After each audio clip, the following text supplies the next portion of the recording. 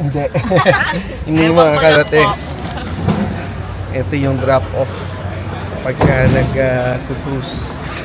Kada magbuhat. Ha? Oo. Ayan.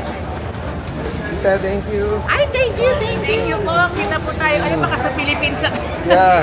Ingat po. You got me so bad, you make it all slow down, not getting closer, you're killing me. You got it so bad. Maraming salamat. Balik kayo ulit. Uncle, ano sabi niya na, ha? Oo. Yung next na balik Sana daw. nga eh. Permanent na. Take contact nila ako. Okay. Thank you. Wala pa po yung mga kasama niyo. Okay. Ito yung drop-off. Magka-Caribbean cruise sila eh.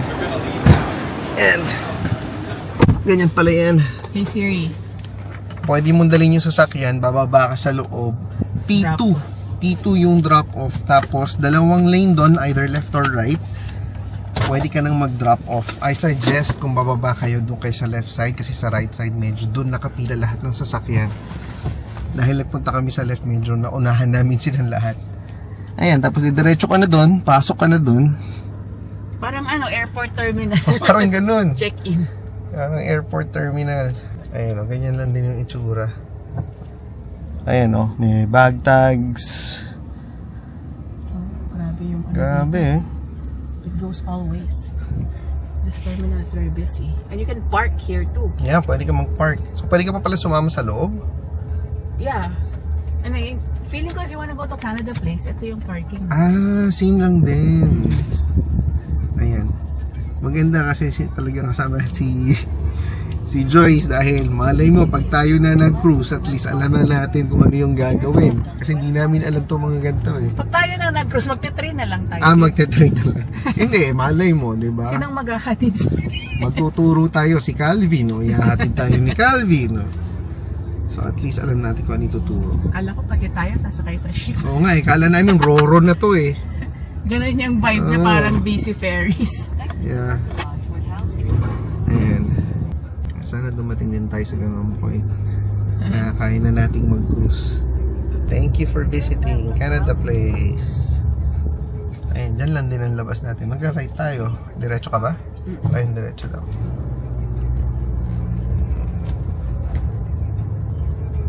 Train. The train. Ganyan ka lang. Labas ka dito. Oh, ito yung train station, labasan. It's like parang shortcut na waterfront. Oo. Grabe, sobrang daming tao dahil Cruise season tsaka cruise FIFA. season, FIFA.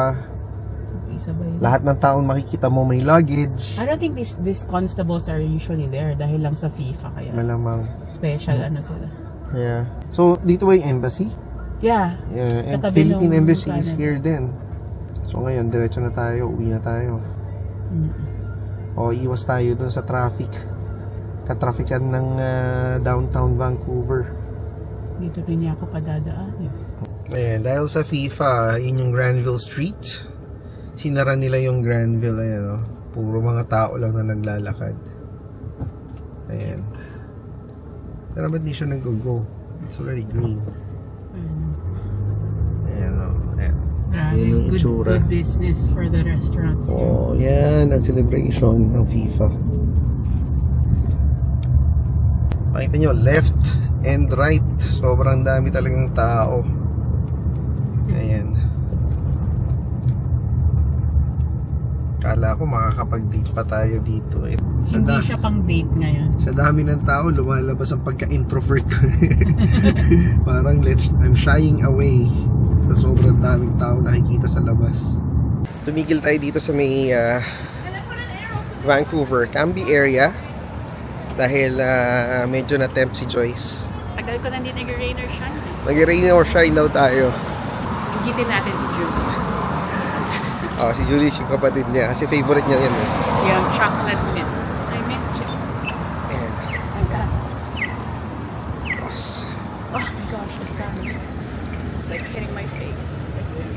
Everyone is out and about Kahit mga taga-Richmond napadpad dito. sa Vancouver. Medyo malayo yung lakad din pala to ah. One more block. No, it's just there after 18. It's, Ah, hindi ka na pupunta ng 70s. yan. Ano to? Monsoon. Indian restaurant. Lunch special.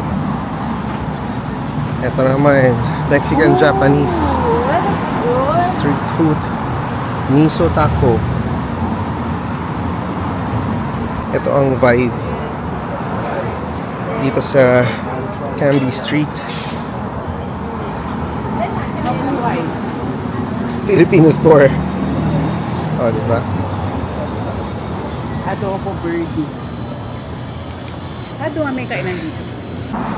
Ito na bali yung rain or shine ice cream. Sama namin kayo sa loob. Tingnan natin yung menu nila. Ay, closed. 12 p.m. 3 minutes. 3 minutes. So, between the two, ano mas gusto mo? Rain or shine or Baskin or Robbins? Rain or shine. Oh? Kala ko all-time favorite mo, Baskin and Robbins. Kasi gusto ko lang sa basket one flavor. Ito, mas marami. Mas maraming option. Pero kung mapansin mo, 3 minutes bago mag-open, ang dami ng tao sa labas. Ayan. Nakakamiss din tong area na to eh.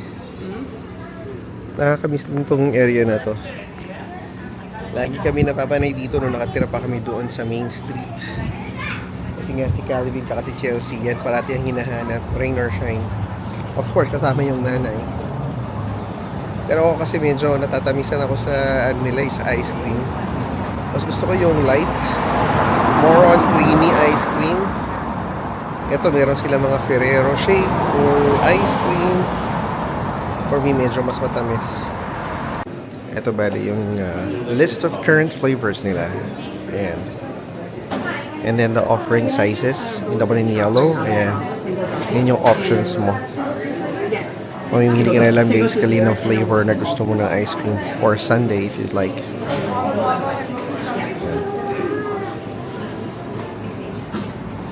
Don't open up my mind.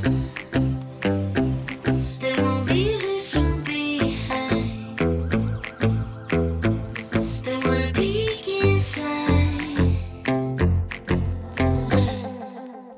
Peek inside my mind. Had to clean up all the